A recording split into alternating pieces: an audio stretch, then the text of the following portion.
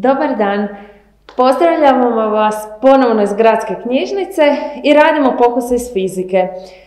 Mi smo male znanstvenice, ja sam Ana. Ja sam Vedrana. Ja sam Stela. Ja sam Helena.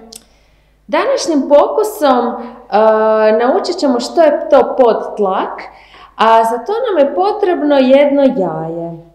To jaje ćete skuhati I oguliti. Također treba nam jedna staklena boca, komad vate i papira, upaljač i vaši roditelji koji će vam pomoći da napravite ovaj pokus. Jesmo spremni? Da. Ja se baš veselim. I ja. Zapalit ćemo papir i malo vate. Što se dogodilo? Nešto se događa. Jeste to očekivali? Ne. Jaje Šta nam se je upalo u dogodilo? bocu. Boca je povukla jaje kamo? Unutra. Tako je. Kako je to moguće? Što se dogodilo? Zašto se to dogodilo?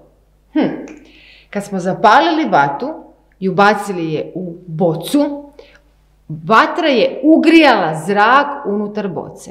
Kada smo poklopili jajetom otvor boce, vatra se ugasila.